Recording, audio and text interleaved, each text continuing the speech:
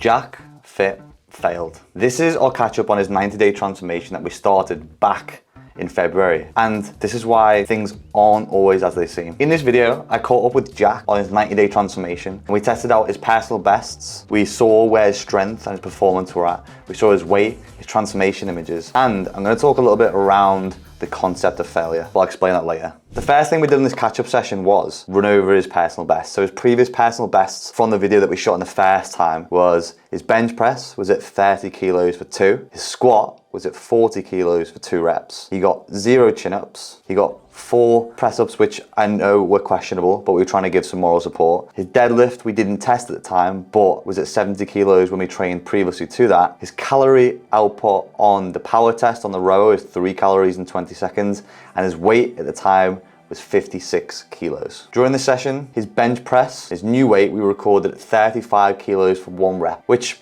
if you can see in this video, definitely could have got 2 on this set weight. And the one thing I will say about bench press is that it's always harder to improve. It's a small muscle group using the chest and the triceps in consideration to the deadlift and squat where we're using the big multi-joint compound muscle groups. So that one's always gonna be a slower mover. His squat in this video hit 50 kilos for 1, which is an improvement by 10 kilos on his previous. And then he also tried for 60 kilos, but just about failed it. Hold on to that cue of failure. His deadlift, he got 90 kilos easily on this one, but missed the PB in this session of 100 kilos, which a few weeks ago in a video at an event, he did actually hit 100 kilos. But the reason we didn't continue to push in this session, because I actually asked him to hold back and not push too hard with 100 kilos, especially when form starts going out the window. It's important to realize that, stop and reassess, especially when you've got somebody else watching you or you're watching a video and form is now starting to become dangerous. That is a place where we need to then pull back and give the ego a check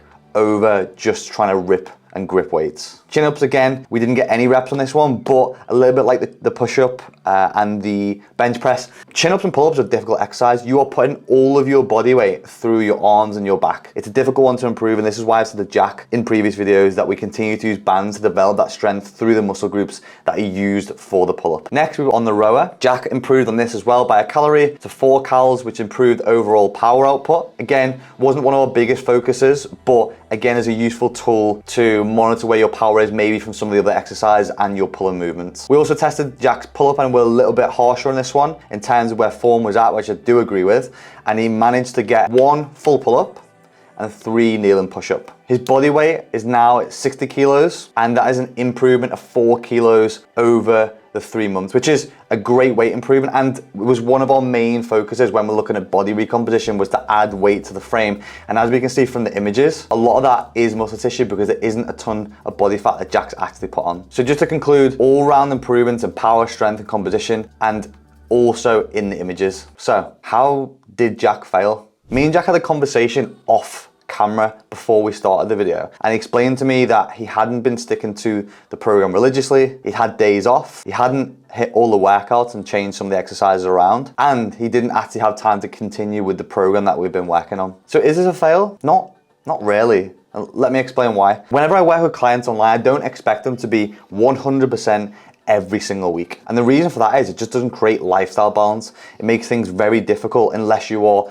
a bodybuilder or a professional athlete who's dedicating your life to a competition or a sport. So the thing that Jack wants at the moment is lifestyle balance. And as a coach, it's important to give people a little bit of what they want and a little bit of what they need. And that will result in progress and sustainability long term. And Jack's a young guy who's experimenting with going out, being more social, drinking for the first time maybe, girls, partying, everything I kind of did at his age. So who can blame him? If anything, I think what Jack was doing before was probably lending himself too much to the bodybuilding route and keeping things too extreme to that sort of lifestyle. And he needed a bit more of that social balance in order to really develop, learn more about life, socializing, relationships, sex, failing, etc. But this is where things take a little bit of a twist. Jack recently has been receiving some hate online. Some people call him a sellout and a fake because of the people he's now surrounding himself with and his behaviors. Now, I didn't really want to get involved in this sort of childish TikTok debate. I'm a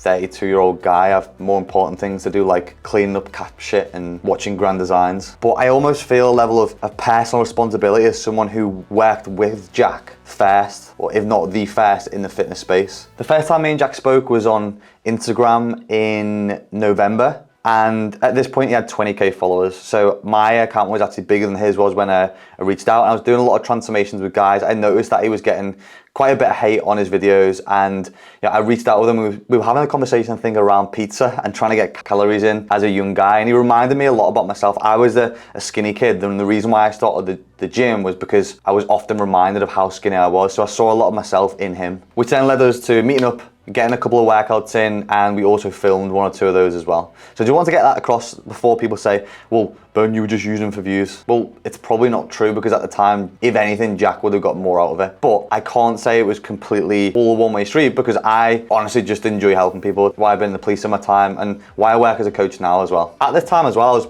personally responsible for helping Jack get his first sponsorship deal, which was with My Protein, as I've been with him for a few years. So I connected the two, which now landed him with My Protein, which I made up with because I think it gave a lot of people like me and like him many years ago when I was a bit skinnier, someone to relate to, just some honesty, authenticity, that real likable character. And during this time, he's collaborated with a lot of different people, some with good intentions, some with not good intentions. But this is kind of where it goes downhill. He's recently started collabing with someone called Ed Matthews, who to me is pond scum. He's a leech, and he just uses people for views, and I'm sure at some point we'll try and push Jack into some kind of strange boxing match, which I think he's even alluded to in comments. Do you actually want to get boxing? Yeah. I feel like that'd be good for you. Could be on the same card. Yeah, mate, imagine that. Ed Matthews and JacksFitness on the same card. Oh yeah, that was fun. I'll train with you, bro. Which will end up with him just being used as a punch bag. And he's done this before with other people. He's like the Pied Piper for picking up young, vulnerable people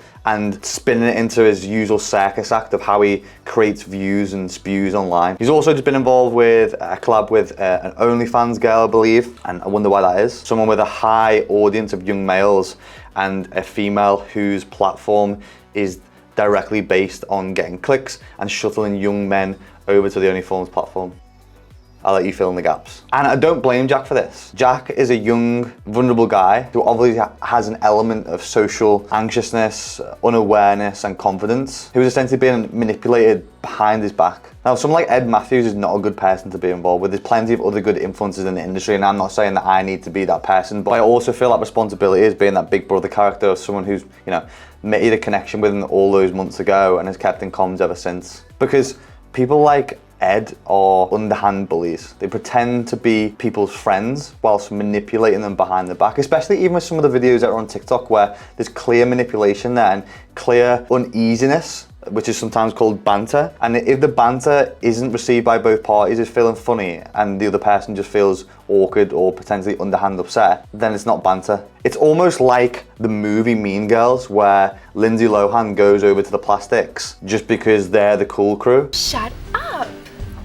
I didn't say anything. But them, as in Regina George, I've watched way too much Mean Girls, ends up using her as the punchline, which I fear may happen to Jack, and then ends up going back to his old friends who were there from the start. And I get why some people are annoyed with him on TikTok and now these videos are going around, and I understand some people's frustrations because, yeah, Jack has now become a person of influence who has a lot of power and has a big say to, and a big influence to a lot of young males. But what really is the best outcome for the lad? I'm not trying to be like a social justice warrior here or be the white knight in shining armor and say that I'm gonna help him, but I think it's important for me to put a message out and just say, I think the best thing to probably do is try and guide him and support him and not give the negative comments. Whenever it comes to behavior changes, punishment or negativity never works. It needs positive reinforcement of those behaviors that were there previously, and give support where it's needed. It's a lot of people will take the behaviors and put my psychology hat on here from my university days, and I've seen this a lot when studying behaviors in peer groups, is that people will always imitate those people that they look up to, those role models, and there's a lot of group conformity going on here as well,